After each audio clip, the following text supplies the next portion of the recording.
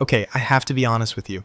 When I first opened up this text, specifically First Chronicles 26 and 27, my eyes started to glaze over. It felt like I was reading an ancient corporate org chart. Just page after page of gatekeepers, treasurers, military captains.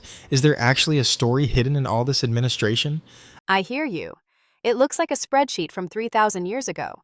But if you zoom out, what you're actually seeing is the difference between a charismatic leader and a functional government.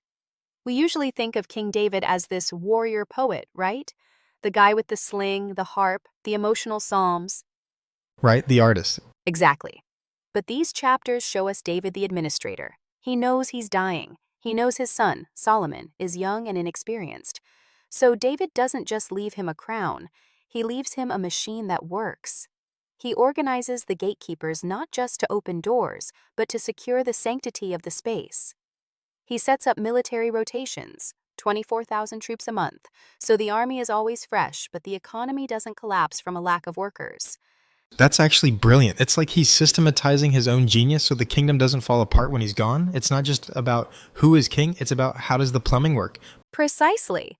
And that leads us to the emotional core of this section in chapter 28. This is the handoff. David assembles everyone, all those captains and officials we just listed, and he drops a bombshell. He stands up and basically says, I wanted to build the temple. It was my dream. But God said no. That's a heavy moment. To stand in front of your entire staff and admit, I'm not the guy for the big job. It is. And the reason is fascinating. He says God told him he's a man of war who has shed blood. The temple is a place of rest. So the task falls to Solomon. But here's the twist. David didn't sulk. He didn't take his ball and go home. Instead, he prepared everything. He hands Solomon the blueprints. And we're not talking about a napkin sketch here? No, it's incredibly detailed. The weight of the gold for the lampstands, the design of the porch, the treasuries. The text says David gave him the plans of all that he had by the Spirit. It's almost like David is the architect and Solomon is the contractor. It really challenges our modern idea of success. We think success is cutting the ribbon at the grand opening. David shows us that success is sometimes just drawing the plans for someone else to build. That requires a massive lack of ego. You have to be okay with someone else getting the glory for the foundation you poured. And that lack of ego triggers something massive in chapter 29. David leads by example in giving. He donates his own personal fortune, gold from Ophir, refined silver, to the project. And because the leader gives sacrificially, the people go wild. They start pouring in gold, silver, iron, precious stones. It turns into this massive celebration of generosity. It's contagious. It is. And then David prays this prayer that I think is one of the most profound leadership statements in history. He looks at this mountain of wealth they've collected and says, Who am I, and what is my people, that we should be able to offer so willingly? He acknowledges that everything they have came from God in the first place. They are just giving back what was already his. That's a perspective shift. It's not look what I achieved, it's look what I was entrusted with. But then the tone shifts again. We get to the end of the narrative, David dies full of days, and Solomon takes the throne.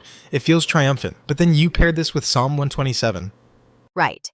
This is the Song of Solomon, and it serves as a perfect, almost haunting counterpoint to all that preparation.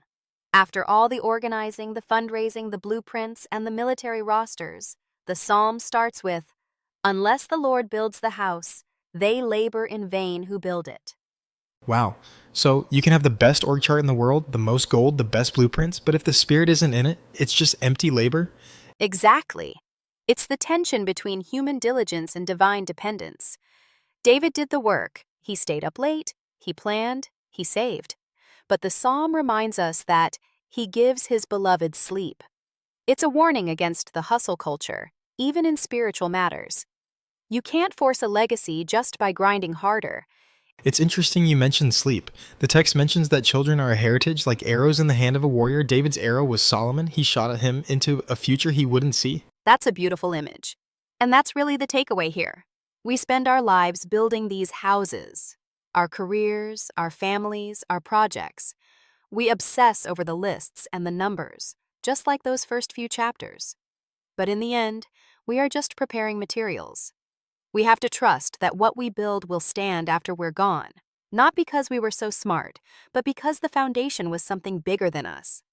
That's a humbling thought. We are all just gatekeepers and treasurers in a much larger story. We are. And the question isn't, did I finish the building? The question is, did I hand over the blueprints with a clean heart? A powerful place to leave it. It makes you wonder what blueprints we are holding onto right now that we need to pass on. Thanks for breaking this down with me. My pleasure. Until next time, God bless.